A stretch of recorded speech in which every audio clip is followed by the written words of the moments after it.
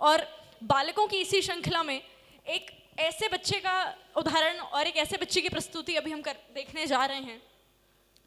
अभी कुछ समय पूर्व एक शिविर हुआ था, जिसमें था त्रिदिवसीय शिविर, जिसमें छोटे बच्चों को संस्कार प्रदत्त शिक्षा के लिए बुलाया गया था। उसमें बहुत सारे बच्चे थे, उनका रहना खाना सब वहीं पर था, श्री गढ़गंगा पे। जब वहाँ पे 10-12 साल तक के बच्चे थे और उन बच्चों को अपना परिचय देना था, तो उनको परिचय में ये शामिल करना था उनका नाम और वो क्या बनना चाहते हैं, वो कौन सी क्लास में, और क्या वो भक्ति करते हैं, क्या वो जप करते हैं। ये इस आधार पर बच्चों को अपना इंट्रोडक्शन देना था। आप यकीन मानिए, उन 50-60 बच्चों में एक बच्चा ऐसा था जिसने अपना परिचय दिया, और जब उससे पूछा गया कि आप क्या बनना चाहते हैं, उस बच्चे ने आत्मविश्वास भरे स्वर में, इतने आत्मविश्वास के साथ और इतने गौरवपूर्ण के साथ और इतने हिम्मत के साथ उसने बोला कि मैं डॉक्टर संत बनना चाहता हूँ। उससे पूछा कि डॉक्टर संत ये क्या होता है, या तो आप संत कहो या आप डॉक्टर कहो।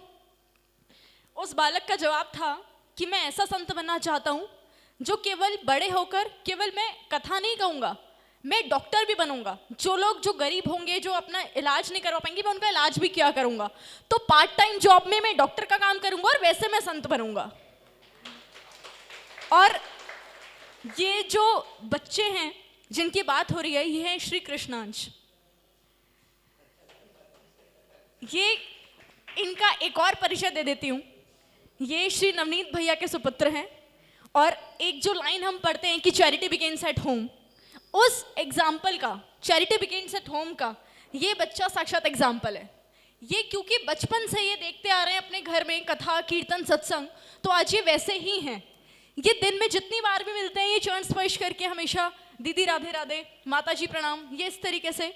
और इतनी छोटी उम्र में यदि आप इससे कभी बात करेंगे तो बातों बातों में आपको लगेगा नहीं कि आप किसी 4th या 5th क्लास के छोटे बच्चे से बात कर रहे हैं। अभी थोड़े दिन पहले की बात है, कुछ बात हुई तो मैंने कहा कि कृष्णा आपने खाना खा लिया, तो इन्होंने कहा कि दीदी खाना नहीं, मैंने प्रसाद पा लिया। ये उस अवस्था पर हैं जो हम सब की हम जो छोटी छोटी हम लोग जो गलतियां कर देते हैं उनको भी पकड़ लेते हैं।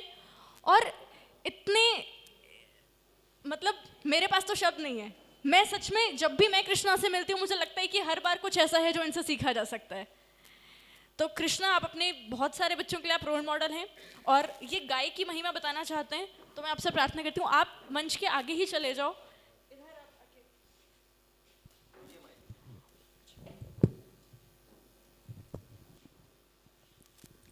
श्री बाहुला, राधे राधे। मैं आप सबको प्रणाम करता हूँ। मेरा नाम कृष्णांश है और मैं 3री कक्षा में पढ़ता हूँ।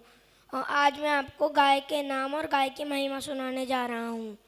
श्री बाहुला, श्री समंगा, श्री अक्तोबे, श्री क्षेमा, श्री शेखिया, श्री ब्यूषी, श्री शबसा। गाय के शरीर में समस्त देवता निवास करते हैं। गाय के चरणों में समस्त तीर्थियाँ निवास हैं। गाय जिस स्थान पर रहती हैं उस स्थान को तीर्थ भूमि कहा गया है। इस भूमि पर जिस मनुष्य की मृत्यु हो जाए वह तत्काल मुक्त हो जाता है। गौ का नाश होने से राजा और उसकी प्रजा का भी नाश हो जाता है। वे लोग धन्य हैं जो गौ का पालन व सेवा करते हैं। धन्यवाद।